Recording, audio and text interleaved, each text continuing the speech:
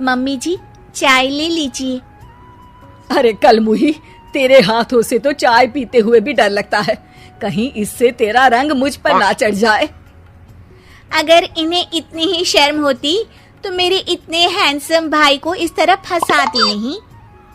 बानी और शिवम की लव मैरिज हुई है।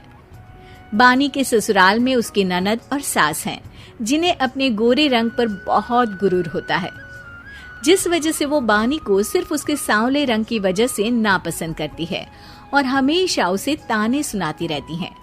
बानी उनकी सभी जली कटी बातें सुनकर चुपचाप वहां से चली जाती है। तुम माँ और छोटी को कुछ बोलती क्यों नहीं?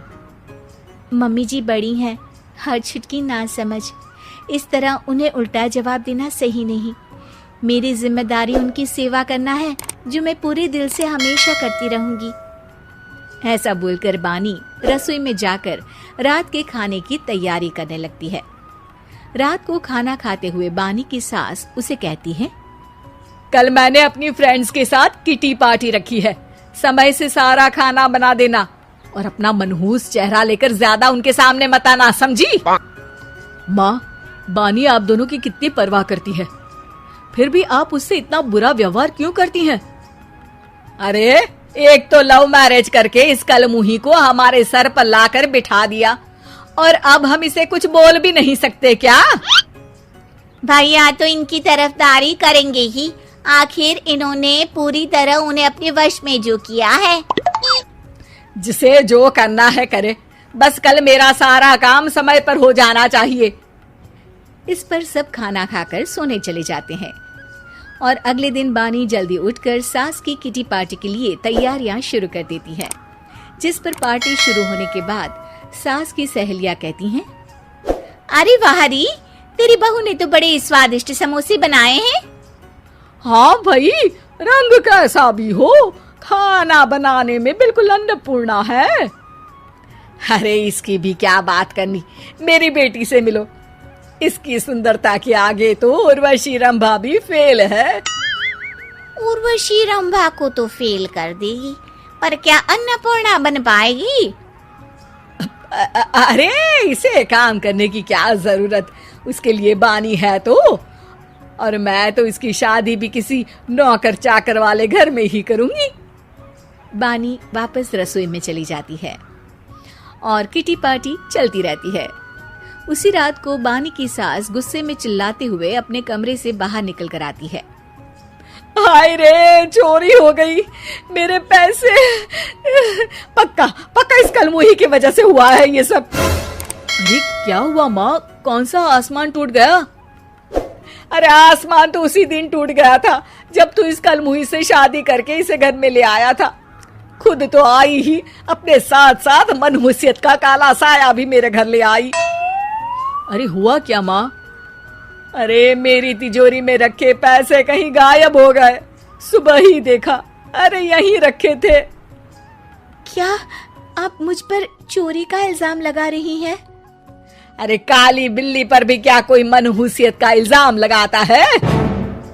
ऐसा बोलकर बानी की सास वहां से चली जाती है। जिसके बाद शिवम और बानी बात करने लगते हैं। देखो, मम्मी की बात का बुरा मत मानना, वो बस परेशान है ना, इसलिए कुछ भी बोल गई।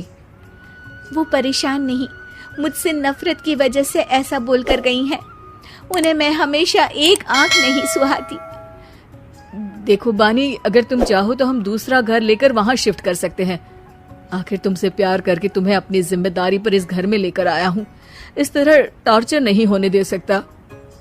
अगर आप साथ हैं तो मुझे किसी चीज की टेंशन नहीं, और आखिर वो हमारी बुजुर्ग हैं, हम उन्हें और छुटकी को इस तरह अकेले छोड़कर कैसे जा सकते हैं। इसके बाद बानी भी अपने कमरे में चली जाती है और अब हर रोज उसकी सास की तिजोरी से पैसे गायब होने लगते हैं। इसी तरह कुछ समय बीत जाता है और वो हर बार हर चीज का इल्जाम बानी पर लगाती है, पर बानी कभी कुछ भी नहीं बोलती। कलमुही नास पीटी, बहू को घर की लक्ष्मी बोलते हैं, ये तो पनौती बनकर आई है, पनौती।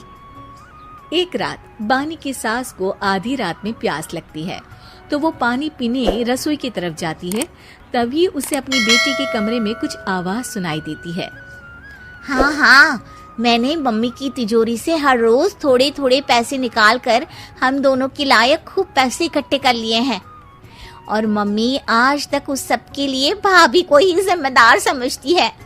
तुम बस जल्दी से आकर मुझे यहाँ से ले जाओ और हम कहीं दूर जाकर शादी कर लेंगे। मम्मी को कुछ पता नहीं चलेगा, सब मुसीबत खत्म।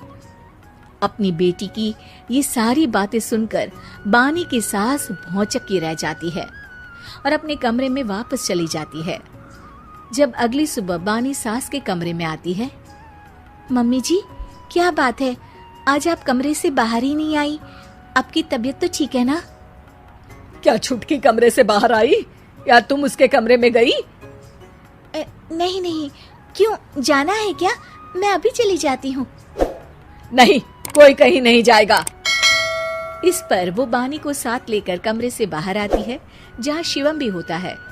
वहाँ उसकी सास बोलती है, छुटकी मेरी तिजोरी के सारे पैसे लेकर अपनी माँ के बारे में कोई ख्याल करे बिना किसी लड़के के साथ घर छोड़कर चली गई। और बहू, तुमने मुझ जैसी सास की सेवा करने के लिए अपने ही पति के साथ दूसरे घर जाने से मना कर दिया। मैंने हमेशा तुम्हारा रंग देखा अच्छा ही नहीं, जो मेरी सबसे बड़ी गलती है। मुझे माफ कर दे बेटा। और इसके बाद बानी की सास कभी अपनी बहू की तारीफ करते थकी नहीं।